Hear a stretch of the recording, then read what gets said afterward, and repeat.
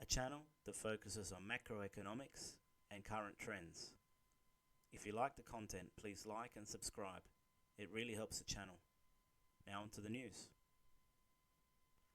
Nissan, Honda and Mitsubishi are making plans to merge, potentially making the Japanese conglomerate the third biggest car maker globally.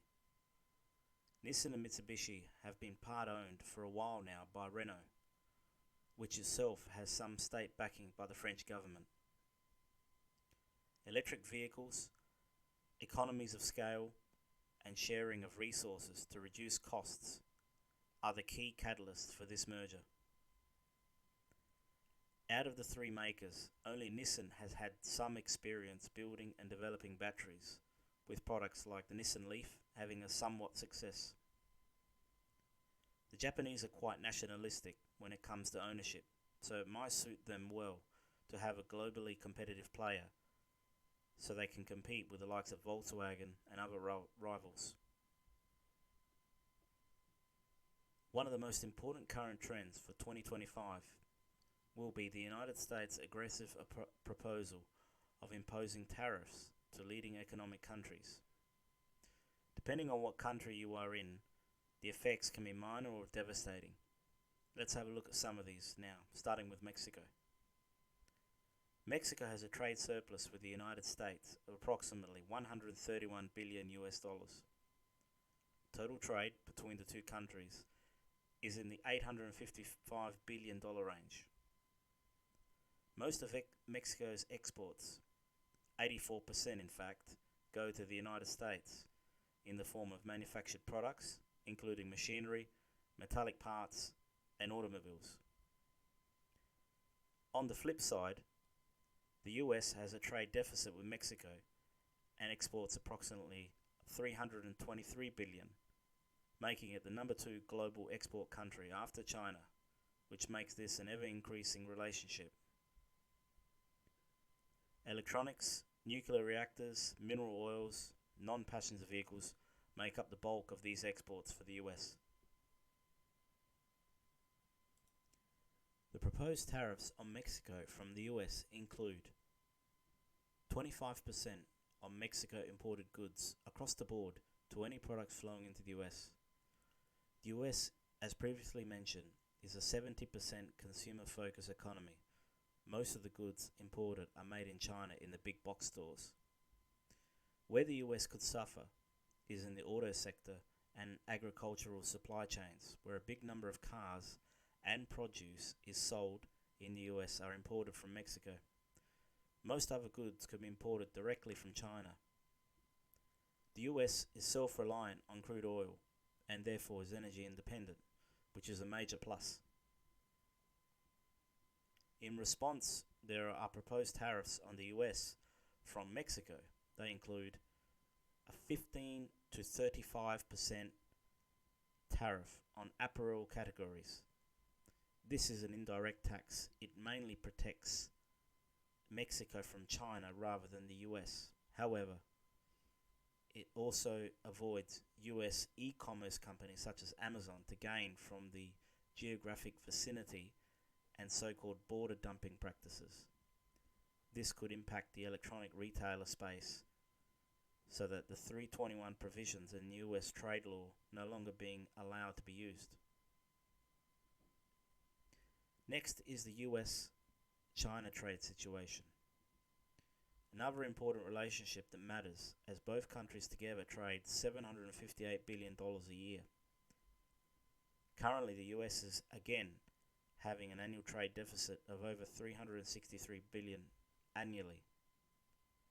To put it in context, since 1976, the United States has been running a consistent trade imbalance every year, which really speaks loudly as to the structure of its economy.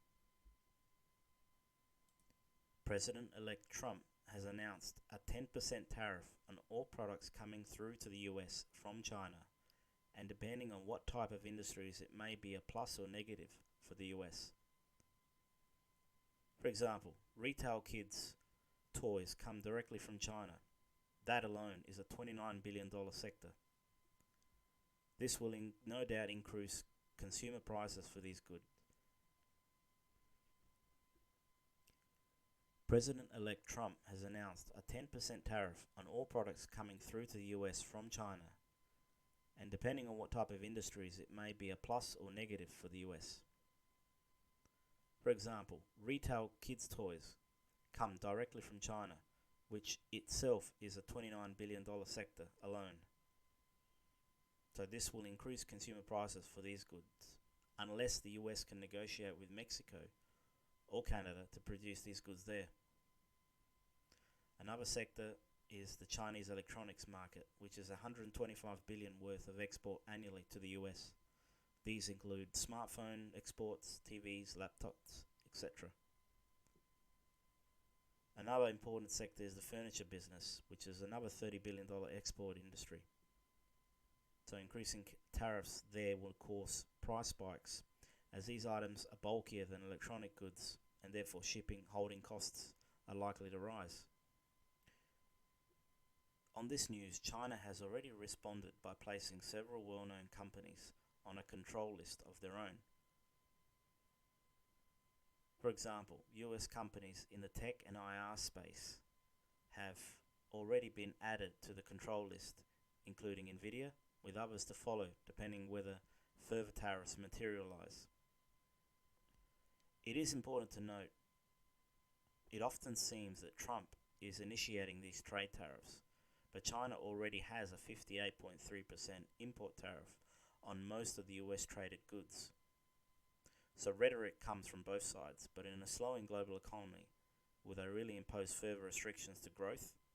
I guess only time will tell.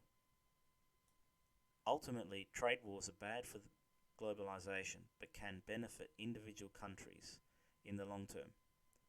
The US has to decide what its priorities are and whether it wants to be a low, medium, or high value manufacturing country, and what alliances it will foster to achieve these goals. To AI, artificial intelligence has been all the rave in the headlines for what it can and will continue to affect our daily lives. Most people's interaction with AI includes technologies called generative AI, which is a type of artificial intelligence that basically allows you to interact in some form to prompt an interface to provide you with a response. ChatGPT is yet one of many of these generative AI tools, but primarily in the form of text-based query and answer format.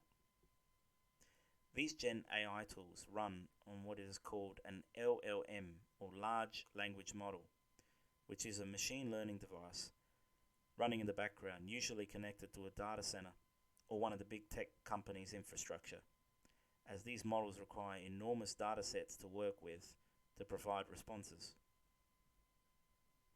MIT, or Massachusetts Institute of Technology, which is a world leader in the cutting-edge technology research, has made several advances in robotic equivalent of generative AI recently. Up until recent, training a robot was very difficult to perform, even the most basic tasks such as cleaning windows, for example. But researchers at MIT have finally cracked the code on how to train robots to perform tasks by using humans to conduct the actions using various sensors and all relevant videos on internet to produce new AI models, so then the robot can learn, decipher information relevant to the specific task. This is a game changer, as you can imagine the vast number of applications that you can apply this technology to is almost infinite. This of course creates multiple dilemmas to citizens and governments the world over. Who is going to control these systems, as currently only the big tech firms have a near monopoly in this field? Regulations from governments haven't even been created yet for these technologies. With the inevitable displacement of workers, how will they integrate in an AI-dominated world of the present, not even in the future, as the technology is here now? These are all open questions with no clear answers, so I remain optimistic but skeptical of an AI world that could be potential left to rule itself. In the past, people had the same argument of doom from horse-drawn carts being taken over by the automobile, and yet we know the liberty that has been afforded to us by this technology and the opportunity it has given us over the last 120 years. To Canada, Prime Minister Justin Trudeau has resigned from his position as Prime Minister, as the mounting pressure from his party and Canadians were overwhelming for him to overcome. The Conservatives look set to rampage home if an election was to be called tomorrow. Where do we begin with the reasons why Trudeau and his Liberal Party is facing a backlash? Rampant immigration since 2021, low housing supply, pushing rental vacancies to unusually low levels, thereby increasing rents, and very poor economic performance compared to its neighbour the US, has all contributed to Canadians' patience wearing thin. Together with the rise in the cost of living, and who could forget the complete authoritarian grip on power over the past years, illustrates perfectly why the Liberal Party is likely to lose the upcoming election. It makes sense that the Liberal Party forces him to leave and find a new leader that can take on Pierre Poilievre come October.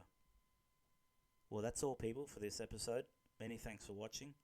If you enjoyed the content and like my work and want to support me, buy my ebook. The title is Getting Ahead in the Age of Inflation. It covers all the topics I generally mention and the main economic systems and schools of thought in a short form format. All details are in the video description. Once again, thanks, and ego out.